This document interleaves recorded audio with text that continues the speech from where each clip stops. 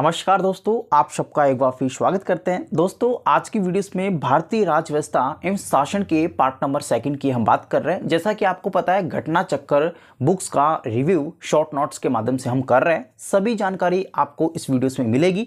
दोस्तों, इससे पहले वाले पार्ट्स की हम बात करें, भारत का संवैधानिक विकास कैसे हुआ था, जिसमें संवैधानिक विकास को लेकर ईस्ट इंडिया कंपनी के शासन हेतु जो भी पारित अधिनियम थे उसकी हम चर्चा की थी, जो कि 1773 से 1853 के बीच में हमने बात की थी कल के वीडियोस में। आज की वीडियोस में हम बात करेंगे भारत के संवैधानिक विकास के सेकंड पॉइंट्स की, जो कि ब्रिटिश ताज के शासनाधीन जो भी पारित अधिनियम है उसकी चर्चा इस वीडियोस में करेंगे। 1858 से लेके 1947 के बीच में जो भी ब्रिटिश ताज के शासनाधीन पारित अधिनियम हुए हैं उसकी चर्चा आज के इस पार्ट्स में करेंगे। आपको बता दूं दोस्तों, काफ़ी इंटरेस्टिंग ये पार्ट्स होने वाला है। तो जिन कैंडिडेट्स को अभी तक ये वीडियोस अवेलेबल नहीं हुए हैं, कृपया करके यार अपने मित्रों को शेयर करें, साथ ही चैनल को सब्सक्राइब और बेल आइकन्स को दबाना बिल्कुल ना भूलें। तो चलिए बिना समय गवाए अपन स्टार्ट करते हैं आज की वीडियोस को।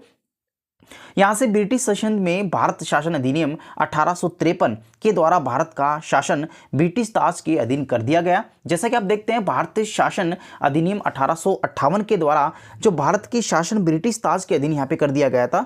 गवर्नर जनरल को अब भारत का वाइसराय कहने लगा, यानी कि अब यहाँ पे जो भी गवर्नर जनरल भारत के होंगे उनको यहाँ पे वाइसराय नाम से यहाँ पे जाना जाने लगा। साथ ही ब्रिटिश ताज का प्रत्यक्ष प्रतिनिधि भी इसको बना दिया गया। साथ ही लॉर्ड कैनिंग भारत का प्रथम वाइसराय था, जो कि पहला बना। इस अधिनियम द्वारा भारत के राज्य सचिव का पद भी सृजन किया गया, यानी कि राज्य का एक सचिव होगा, यानी कि चीफ सेक्रेटरी होगा, जिसके अधीन जिसके द्वारा जो भी शासन यहाँ पे राज्य में चलाया जाएगा, जो भी कार्य प्रणाली प्रशासनिक की व्यवस्था को संपूर्ण नियंत्रण उसके हाथ में होगा, जो कि लॉर्ड कैनिंग जब पहले वाइसराय थे उनके समय में भारत शासन अधिनियम 1858 में यहाँ पे भारत के राज्य सचिव का पद यहाँ पे सृजन किया गया। इसमें हम बात करें तो इसकी कमेटीज में 15 सदस्य की एक परिषद का गठन किया गया। भारत परिषद अधिनियम 1861 की बात कर लेते हैं। तो 1861 के भारत परिषद अधिनियम के जो मुख्य कानून थे, उसमें कानून बनाने की प्रक्रिया को भारतीय प्रतिनिधियों को शामिल करने की शुरुआत कर दी गई, यानी कि इसमें जो भी कानून बनाने की प्रक्रिया जो थी उसमें भारत के प्रतिनिधि जो हैं वो भी यहाँ पे शामिल कर लिए गए। इस अधिनियम द्वारा मद्रास, बम्बई की प्रेसिडेंसियों को पुनः विधायी शक्तियां देकर विकेंद्री यानी कि सेंट्रलाइजेशन की प्रक्रिया की शुरुआत कर दी गई, जो कि भारत परिषद अधिनियम 1861 की हम बात कर रहे हैं। इसी के दौरान जो भारतीय प्रतिनिधि हैं उसको शामिल किया गया था, जो भी लॉ बनाने की प्रक्रिया थी। साथ ही मद्रास और बम्बई की प्रेसिडेंसी को वापस से जो विधायी शक्तियां हैं वो देकर उसको सेंट्रलाइजेशन यानी कि विकेंद्रीकरण की प्रक्रिया की शुरुआत कर दी गई थी। इसने वाइसराय को आपातकाल में अध्यादेश जारी करने के कुछ रूल्स, कुछ पावर्स भी दे दी गई, जिसमें यहाँ पे 123 आर्टिकल्स के तहत यहाँ पे जो वाइसराय है वो इमरजेंसी केसेस में अध्यादेश जो है वो जारी कर सकता है, जो अधिकतम 6 माह के लिए वैलिड होंगे, यानी कि 6 माह तक के ही इनकी प्रभावी रूप से अवधि होगी। भारत परिषद अधिनियम 1892 की हम बात करें, इसके माध्यम से केंद्रीय और प्रांतीय विधान परिषदों में अतिरिक्त सदस्यों की संख्या भी बढ़ा दी गई। इस संख्या में केंद्रीय विधान परिषद के भारतीय सदस्यों को वार्षिक बजट पर बहस करने की भी अनुमति, साथ ही सरकार से 6 दिन पूर्व नोटिस पर प्रश्न पूछने का अधिकार भी इसमें दे दिया गया। यानी कि अब यहाँ पे भारत के परिषद अधिनियम 1892 में वार्षिक बजट पर बहस कर सकते हैं भारतीय, साथ ही यहाँ पे 6 दिन पहले जो नोटिस भी दे सकते हैं, और नोटिस देने के उपरांत ये उससे रिलेटेड क्वेश्चन भी पूछे जाने का अधिकार इनको मिल गया, परंतु पूरक प्रश्न पूछे जाने का इनको अधिकार नहीं दिया गया। साथ ही मतदान देने का अधिकार भी इस अधिनियम के अंदर नहीं दिया गया था भारतीयों को। उसमें सीमित अर्थों में निर्वाचन पद्धति का आरंभ भी किया जाना था। इस अधिनियम की महत्वपूर्ण विशेषता थी, जिसमें जो निर्वाचन पद्धति है उसका आरंभ होना इसकी मुख्य विशेषता थी, जो हमने बात की है ये भारत परिषद अधिनियम 1892 में। दोस्तों, अब हम चलते हैं भारत परिषद अधिनियम 1909, जिसे मॉर्ले मिंटो सुधार अधिनियम भी यहाँ पे के नाम से जाना जाता है। इस अधिनियम में भारतीयों को विधि निर्माण करना, साथ ही प्रशासन दोनों के प्रतिनिधित्व का जो इनको रूल है, इनको जो हक है वो दे दिया गया, जिसमें अब वो भारतीय विधि का निर्माण भी कर सकते हैं, प्रशासन दोनों में प्रतिनिधित्व अपना कर सकते हैं। इसके तहत वायसराय की कार्यकारी जो परिषद है उसमें भारतीयों को पहली बार शामिल कर लिया गया और पहले ऐसे भारतीय जो हैं वो सत्येंद्र प्रसाद सिन्हा हैं जिनको वायसराय की कार्यकारी परिषद के अंदर शामिल किया गया। यहाँ से भारतीयों को शामिल करना शुरू कर दिया गया था। नेक्स्ट हम बात करें, इस अधिनियम ने केंद्रीय साथ यहाँ पे प्रांतीय विधायिनियों की शक्ति भी बढ़ा दी। परिषद के सदस्यों के बजट एवं लोकहित के विषयों को विवेचना, प्रस्ताव लाना, प्रश्न पूछना, पूरक प्रश्न पूछना और मतदान हेतु भी इनको यहाँ पे जो हक है वो दे दिया गया। इसमें पृथक निर्वाचन के आधार पर मुस्लिमों को भी सांप्रदायिक प्रतिनिधित्व का प्रावधान किया गया। भारत शासन अधिनियम 1919 से जो मॉन्टेग चेम्सफोर्ड सुधार के नाम से जाना जाता है, इस अधिनियम में पहली बार प्रत्यक्ष चुनाव प्रणाली अपनाई गई जिसमें सांप्रदायिक आधार पर निर्वाचन प्रणाली का विस्तार करते हुए सिख, भारतीय, ईसाई, आंग्लो भारतीय, यूरोपियन के लिए भी ये कानून लागू कर दिया गया। इस अधिनियम द्वारा पहली बार केंद्र में द्विसदनीय व्यवस्था की स्थापना की गई। दोस्तों, द्विसदनीय व्यवस्था राज्य और केंद्र स्तर पर यहाँ पे की गई थी जिसमें 2 प्रकार से मतदान यहाँ पे भारतीयों को दिए जाने के प्रावधान थे। उसके बाद में इस अधिनियम के द्वारा सभी विषय केंद्र और प्रांतों में बांट दिए गए। द्विसदनीय केंद्रीय विधानमंडल समस्त ब्रिटिश भारत के लिए कानून बना सकती है। साथ ही इस अधिनियम के तहत प्रांतों में द्वैत शासन लागू करने की प्रक्रिया भी इस अधिनियम के तहत की गई। द्वैत शासन प्रणाली यहाँ से शुरू की गई। प्रांतीय विषयों को 2 भागों में बांटा गया जिसमें एक तो हस्ताक्षरित यानी कि रिजर्व है, एक हमारे पास में जो आरक्षित है वो है। तो ये 2 प्रकार के जो विषय हैं उसमें यहाँ पे विभाजित किया गया प्रांतों को। इस अधिनियम में पहली बार उत्तरदायी शासन शब्द भी यहाँ पे यूज किया गया जिसके अंदर रेस्पॉन्सिबिलिटी जो यहाँ पे बनी है भारतीयों को, उनको एक रेस्पॉन्सिबिलिटी दे दी गई और इसी को उत्तरदायी शासन के रूप में यहाँ पे देखा गया। साथ ही इसके अंदर एक आयोग का गठन भी किया गया था। इसमें इस आयोग का कार्यकाल यहाँ पे जो है वो 10 वर्ष था। इस अधिनियम की समीक्षा करने के लिए अपनी रिपोर्ट प्रस्तुत करना था। साथ ही भारतीय शासन अधिनियम 1935 में अपन आ चुके हैं। चलिए इसके बारे में थोड़ी चर्चा कर लेते हैं। भारत शासन अधिनियम 1935 सबसे पहले भारत के संघात्मक सरकार की स्थापना करना इसका मुख्य लक्ष्य था। इस अधिनियम के द्वारा प्रांतों में द्वैत शासन द्वैत शासन था उसको समाप्त कर दिया गया।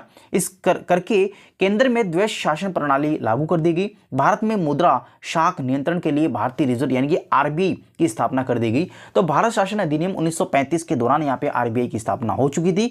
सांप्रदायिक निर्वाचन प्रणाली का विस्तार करते हुए दलित जातियां, महिलाओं, श्रमिकों को भी इसमें शामिल कर लिया गया। इसी अधिनियम के तहत 1937 में संघीय न्यायालय की स्थापना की गई। साथ ही यहाँ पे इस अधिनियम द्वारा वर्मा को ब्रिटिश भारत से अलग कर दिया गया।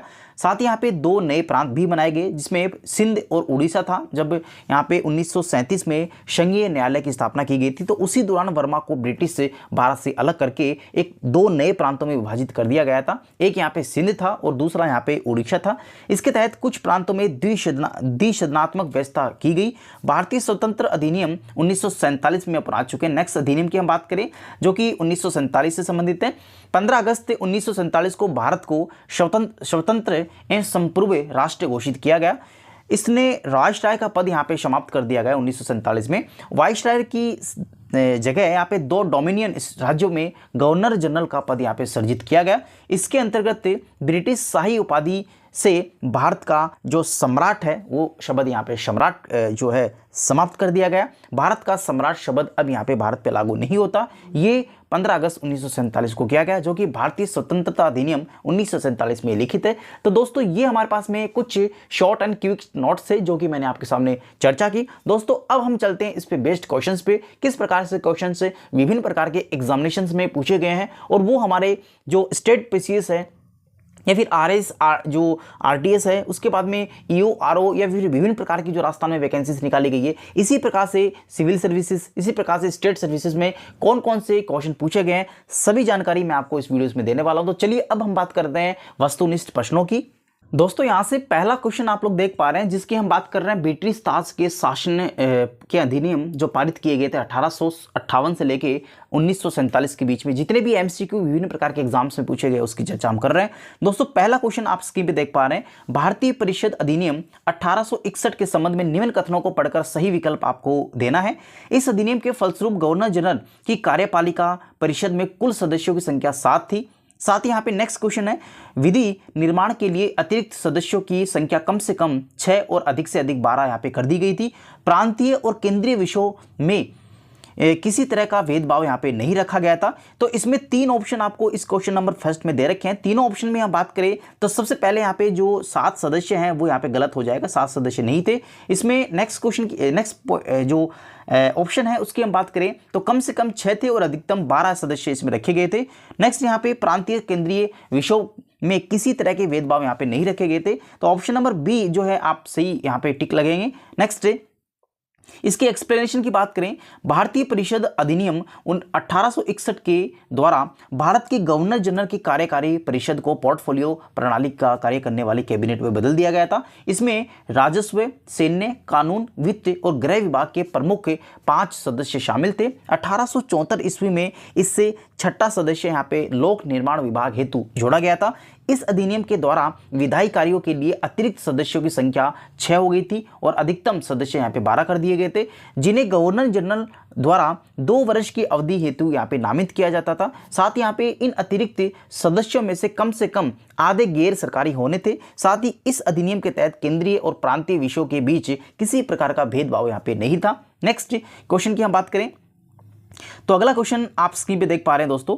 नेक्स्ट हम बात करने जा रहे हैं कि भारतीय परिषद अधिनियम 1892 भारतीय परिषद अधिनियम 1892 के संबंध में निम्न कथनों को पढ़कर सही विकल्प आपको चुनना है। सबसे पहला क्वेश्चन ऑप्शन है, इसे 20 जून 1892 में लागू किया गया था। नेक्स्ट ऑप्शन है, 24 सदस्यों में से गैर जो सरकारी सदस्य हैं वो मात्र 5 ही थे। सदस्यों को पूरक प्रश्न पूछने का अधिकार इसमें नहीं दिया गया था, पूछने का अधिकार दिया गया था।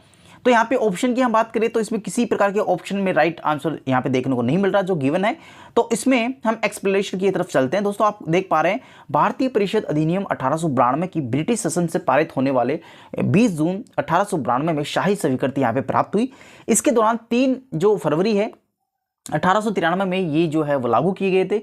इस प्रकार से कथन पहला यहाँ पे सही नहीं है। नेक्स्ट, इस अवधि के द्वारा गवर्नर जनरल की परिषद में विधायी कार्यों हेतु अतिरिक्त सदस्यों की संख्या बढ़ाकर 10 और अधिकतम 16 कर दी गई थी। इन अतिरिक्त सदस्यों में कम से कम आधे जो हैं वो गैर सरकारी सदस्य होने थे। नेक्स्ट, अतिरिक्त सदस्य में 6 सदस्य साथ ही 10 गैर सदस्यों की व्यवस्था यहाँ पे की गई थी। यहाँ पे गैर जो सरकारी सदस्य में भारतीय और यूरोपियन दोनों इसमें शामिल थे। तो इस प्रकार से कथन जो सेकंड है वो भी सही नहीं है। 1892 अधिनियम के तहत सदस्यों को वार्षिक बजट पर बहस करने तथा सरकार से 6 दिन पूर्व नोटिस प्रश्न पूछने का अधिकार दिया गया था, परंतु पूरक प्रश्न पूछने का अधिकार इस अधिनियम में नहीं दिया गया था। ये भी आपका सही नहीं है। तो ये आपका देख सकते हैं इसमें किसी प्रकार का ऑप्शन सही नहीं है। नेक्स्ट क्वेश्चन की हम बात करें, निम्नलिखित में से किस अधिनियम के अंतर्गत भारतीय विधान परिषद को बजट पर बहस करने की शक्ति प्रदान की गई थी? तो आपका 1892 भारतीय परिषद अधिनियम 1892 में यहाँ पे बजट पर बहस करने की शक्ति दी गई थी। 1892 के भारतीय परिषद अधिनियम ने विधान परिषद के कार्यों में वृद्धि की गई। इसके तहत बजट पर बहस करने की शक्ति भी इनको दी गई, परंतु मतदान का अधिकार इनको नहीं दिया गया। इस अधिनियम के तहत 6 दिन पूर्व नोटिस देके कार्यपालिका से प्रश्न पूछने की अनुमति इनको दी गई, परंतु पूरक प्रश्न पूछने का अधिकार इनको नहीं मिला। नेक्स्ट हम बात करें चौथे क्वेश्चन में, ब्रिटिश भारत में सांप्रदायिक प्रतिनिधि की व्यवस्था निम्नलिखित में से किस अधिनियम के द्वारा की गई थी? तो आपको बता दूं यहाँ पे जो सांप्रदायिक प्रतिनिधित्व का जो व्यवस्था की गई थी वो 1909 मोर्ले मिंटो, ऑप्शन नंबर 20 में सही हो जाएगा। मोर्ले मिंटो सुधार अधिनियम 1909 में इसको दी गई थी। नेक्स्ट, 1909 का अधिनियम संबंधित यहाँ पे किससे था? तो ये आपका पृथक मतदान जो है क्षेत्र में लागू करना था, मताधिकार क्षेत्र लागू करना था पृथक से।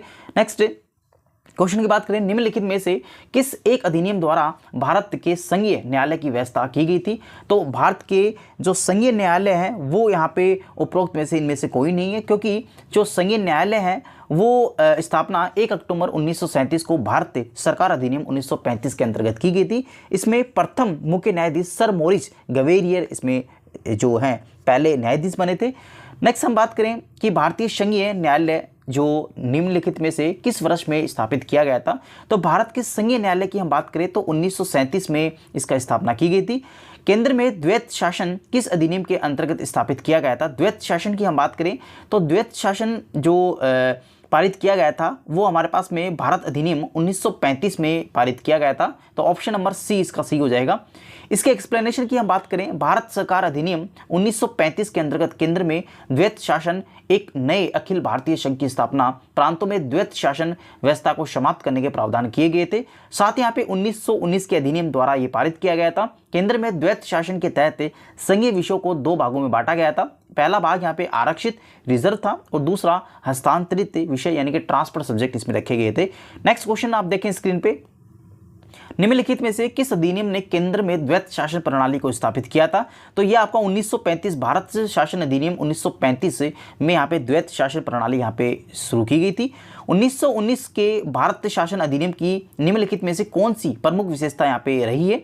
सबसे पहले हम बात करें क्वेश्चन नंबर फर्स्ट पे और ऑप्शन नंबर पहले पे, प्रांतों की कार्यकारिणी सरकार में द्वैत शासन की व्यवस्था की गई थी। बिल्कुल सही बात है। मुसलमानों के लिए प्रत्यक्ष सांप्रदायिक निर्वाचन मंडलों की व्यवस्था की गई थी। नहीं, निर्वाचन मंडलों की यहाँ पे व्यवस्था इसमें 1919 अधिनियम में नहीं की गई थी। केंद्र द्वारा प्रांतों को विधायी शक्ति का हस्तांतरण दे दिया गया था। तो ऑप्शन नंबर सी जो है वो बिल्कुल राइट हो जाएगा। इसके एक्सप्लेनेशन की हम बात करें, भारत के शासन अधिनियम 1919 से ब्रिटिश शासन के द्वारा पारित अधिनियम था, जिसके उद्देश्य भारत शासन में भारतीयों की भागीदारी को बढ़ाना था। इस अधिनियम में भारत के सचिव एडविन मॉन्टेग एवं वाइसराय लॉर्ड चेम्सफोर्ड के कार्यकाल में पारित किया गया था। इस अधिनियम के द्वारा द्वैत शासन जो स्थापना है वो की गई थी। इसके तहत प्रत्येक राज्य में राज्य के प्रशासनिक विषयों को 2 विषयों में बांटा था। तो पहला आरक्षित और दूसरा हस्तांतरित थे। नेक्स्ट हम बात करें अगले क्वेश्चन की, क्वेश्चन नंबर 11 की, भारतीय इतिहास के संबंध में द्वैत शासन का सिद्धांत किसे निर्दिष्ट करता है? सबसे पहले हम बात करें केंद्रीय विधानमंडल को 2 सदनों में विभाजित करना, बिल्कुल नहीं है। नेक्स्ट 2 सरकारों के बिना केंद्रीय, ये भी नहीं है, तो ये भी आपका नहीं है। ऑप्शन नंबर डी जो है, प्रांतों में प्रत्यायोजित विषयों को 2 प्रवर्गों में विभाजन करना इसका मुख्य उद्देश्य था। नेक्स्ट क्वेश्चन यहाँ पे, भारत सरकार अधिनियम 1919 में प्रांतीय सरकार के कार्य आरक्षित और आंतरिक विषयों में जो अंतर्गत बांटे गए थे। तो सबसे पहले ऑप्शन की ओर अपन चलते हैं, न्याय प्रशासन यहाँ पे इसमें शामिल है। आरक्षित विषय इसमें पूछा है, तो आरक्षित विषय में सबसे पहला जो न्याय प्रशासन है वो इसमें शामिल था। नेक्स्ट स्थानीय स्वशासन ये इसमें शामिल नहीं था। नेक्स्ट भू राजस्व शामिल था और पुलिस इसमें शामिल थी। तो ऑप्शन नंबर हम देखें तो सी ऑप्शन इसमें राइट हो जाएगा। न्याय प्रशासन, भू राजस्व, पुलिस सभी आरक्षित विषय में शामिल थे। नेक्स्ट हम बात करें तो इसमें कुछ और भी टॉपिक्स हैं, वो भी हम देख लेते हैं, एक्स्ट्रा टॉपिक्स जो हैं। यहाँ पे भारत अधिनियम 1919 में एक प्रमुख विशेषता प्रांतों में द्वैत शासन की स्थापना की गई थी। इस प्रणाली के तहत प्रांतीय सरकार के कार्यों को 2 भागों में बांटा था, पहला रिजर्व था और ट्रांसफर दूसरा था। साथ ही आरक्षित विषयों के अंतर्गत न्याय प्रशासन, भू राजस्व, वित्त, पुलिस, सिंचाई आदि को रखा गया था, जबकि हस्तांतरित विषयों के तहत यहाँ पे स्थानीय स्वशासन, साथ ही शिक्षा, स्वास्थ्य, कृषि आदि इसमें शामिल थे। आरक्षित विषय प्रांतीय गवर्नर एवं उसकी कार्यकारिणी परिषद के तहत रखे गए थे, जबकि हस्तांतरित विषयों का उत्तरदायित्व प्रांतीय विधायिका के प्रति उत्तरदायी मंत्रियों को सौंपा गया था। नेक्स्ट क्वेश्चन की हम बात करें, निम्नलिखित में से किसने ब्रिटिश भारतीय में प्रांतीय स्वायत्तता शुरू की थी? तो यहाँ पे प्रांतीय स्वायत्तता की हम बात करें तो भारत अधिनियम 1919 से शुरू की गई थी। ब्रिटिश सरकार में प्रांतीय स्वायत्तता शुरुआत प्रारंभ रूप से भारत अधिनियम 1919 से की गई थी। 1935 में भारत सरकार अधिनियम में विस्तारित साथ यहाँ पे विस्थापित कर दिया गया था। नेक्स्ट हम बात करें तो नेक्स्ट क्वेश्चन हमारा यहाँ से देखें तो भारतीय विधान पालिका प्रथम बार द्विसदनीय बनाई गई थी। तो सबसे पहले यहाँ पे 1919 के भारत अधिनियम में बनाई गई थी, जिसमें भारतीय विधान पालिका प्रथम बार यहाँ पे द्विसदनीय बनाई गई थी। तो ऑप्शन नंबर सी इसका सही हो जाएगा। नेक्स्ट हम बात करें दोस्तों तो अगले आप देख सकते हैं कि इसमें कुछ और जानकारी आप लें तो यहाँ से देख सकते हैं, बाकी ज़्यादा इससे आप नहीं बात करेंगे क्योंकि आप एग्जाम पॉइंट ऑफ से पढ़ सकते हैं। नेक्स्ट केंद्र में कौन सा एक्ट द्विसदनीय विधायिका लाया था? तो इसमें जो एक्ट था 1919 एक्ट के द्वारा द्विसदनीय विधायिका लाया था। नेक्स्ट हम बात करें नेक्स्ट क्वेश्चन की तो 1919 के मॉन्टेग चेम्सफोर्ड सुधारों में 21 वर्ष से अधिक आयु की सभी महिलाओं के लिए मताधिकार की संतुष्टि की गई थी। तो ऑप्शन नंबर पहला तो यहाँ पे 21 वर्ष से और महिलाओं के लिए ये गलत हो गया। नेक्स्ट ऑप्शन की हम बात करें तो 1935 के गवर्नमेंट ऑफ इंडिया एक्ट में विधानमंडल में महिलाओं को आरक्षित स्थानों का प्रावधान किया गया था। तो ऑप्शन नंबर बी जो है बिल्कुल सही है। नेक्स्ट हम बात करें नेक्स्ट क्वेश्चन की, तो इसके कुछ एक्सप्लेनेशन की हम बात करें तो आप देख सकते हैं मॉन्टेग चेम्सफोर्ड सुधारों के रूप में अभिहित भारत सरकार अधिनियम 1919 द्वारा महिलाओं को मत अधिकार प्रदान किया गया था, परंतु यह सीमित वर्गों की महिलाओं के लिए ही यहाँ पे लागू होता था, सभी महिलाओं के लिए वैश्विक मताधिकार पर आधारित नहीं था। इस प्रकार से कथन पहला यहाँ पे सही नहीं है। 1935 के भारत सरकार अधिनियम द्वारा सांप्रदायिक निर्वाचन प्रणाली का विस्तार करते हुए दलित वर्गों, महिलाओं, श्रमिकों के लिए पृथक निर्वाचन मंडलों का प्रावधान किया गया था। नेक्स्ट हम क्वेश्चन की बात करें 17वें क्वेश्चन की, तो आप स्क्रीन पे देख पा रहे हैं भारतीय सिविल सेवा के संदर्भ में निम्नलिखित कथनों में से कौन सा कथन सही है। पहला यहाँ पे हम बात करें भारत सरकार अधिनियम 1919 में भारतीय सिविल सेवा के लिए अलग से परीक्षा का प्रावधान यहाँ पे किया गया था जो भारत में होनी थी। नेक्स्ट हम बात करें कि भारतीय सिविल सेवा में 1941 में भारतीय जो प्रतिशत है यूरोपियों से भी यहाँ पे अधिक देखा गया, तो ऑप्शन नंबर फर्स्ट और सेकंड दोनों सही है, ऑप्शन नंबर सी इसका सही हो जाएगा। नेक्स्ट केंद्रीय विधानसभा निम्नलिखित में से कौन सा निर्वाचन भारतीय शासन अधिनियम 1919 के नेतृत्व में है, तो यहाँ पे ऑप्शन नंबर आप देखें तो इसमें 1926 भी था और 1945, ऑप्शन नंबर सी जो है वो बिल्कुल करेक्ट हो जाएगा। नेक्स्ट क्वेश्चन की हम बात करें तो नेक्स्ट क्वेश्चन यहाँ पे भारत शासन अधिनियम 1919 के अंतर्गत भारतीय विधायिका का अंतिम निर्वाचन किस वर्ष में किया गया था, तो 1945 में अंतिम रूप से यहाँ पे निर्वाचन जो है वो इसका आयोजन किया गया था। तो ये हमारे पास में क्वेश्चन नंबर 19 था जो कि हमने इसमें किया। दोस्तों अगले क्वेश्चन की अब चलते हैं, काफ़ी अच्छे क्वेश्चन है, सभी ओल्ड क्वेश्चन है, तो आई होप आपको काफ़ी अच्छा लग रहा होगा। नेक्स्ट क्वेश्चन की बात करें तो राष्ट्रपति के अध्यादेश निर्गत करने की शक्ति प्रेरित करता है, तो यहाँ पे ऑप्शन नंबर बी जो है भारत सरकार अधिनियम 1935 में राष्ट्रपति की अध्यादेश यहाँ पे जो आर्टिकल है वो ला गया था। नेक्स्ट हम बात करें तो 21वें क्वेश्चन की बात करें निम्नलिखित में से किस अधिनियम द्वारा संवैधानिक निरंकुशता का अधिकार जो सिद्धांत है वो प्रवृत्त किया गया था, तो ऑप्शन नंबर सी जो है 1935 का भारत सरकार का अधिनियम ऐसा था जिसके अंदर संवैधानिक निरंकुशता का सिद्धांत जो है वो लागू किया गया था। नेक्स्ट क्वेश्चन की हम बात करें तो अगला क्वेश्चन हम बात करें तो इसमें आप देखें तो भारत के संविधान में केंद्र और राज्यों के बीच में किया गया था शक्तियों का विभाजन इनमें से किस में उल्लेखित योजना पर आधारित है, तो इसमें ऑप्शन नंबर सी भारत सरकार अधिनियम 1935 के अंदर जो यहाँ पे किया गया था वो हमारे पास में केंद्र और राज्यों के बीच में शक्तियों का विभाजन किया गया था। नेक्स्ट क्वेश्चन की बात करें तो इसका एक्सप्लेनेशन आप देखें तो यहाँ से देखें भारत के संविधान में केंद्र और राज्यों के मध्य शक्तियों का विभाजन भारत शासन अधिनियम 1935 में उल्लेखित है और यहाँ पे अधिनियम में 7वीं अनुसूची में संघीय राज्य समवर्ती सूची को विषयों का विभाजन भी किया गया था। इसके अतिरिक्त प्रांतों में द्वैत शासन समाप्त करके केंद्र में द्वैत शासन लागू कर दिया गया था जो प्रांतीय स्वायत्तता के सूत्रपात का संकेत था जिसे फेडरेशन ऑफ इंडिया कहते हैं। नेक्स्ट हम बात करें तो ये प्रावधान शामिल किए गए थे। इससे भारत संघ का निर्माण तत्कालीन ब्रिटिश भारत के प्रांतों, चीफ कमिश्नर प्रांतों एवं देसी रियासतों से मिलकर होना था, परंतु यह व्यवस्था लागू नहीं हो सकी। 1935 के भारत सरकार अधिनियम द्वारा स्थापित होने वाले संघ में अवशिष्ट शक्तियां गवर्नर को यहाँ पे प्रदान की गई थी, तो यहाँ रेजिडुअल पावर यानी कि अवशिष्ट शक्तियां यहाँ पे गवर्नर के हाथ में दी गई थी। निम्न में से एक भारत सरकार अधिनियम 1935 की मुख्य विशेषता है, तो आपको बता दूं मुख्य विशेषता अवशिष्ट विषय प्रांतीय विधायकों के आवंटन करना इसका मुख्य, ऑप्शन नंबर बी इसका सी हो जाएगा क्वेश्चन नंबर 23 का।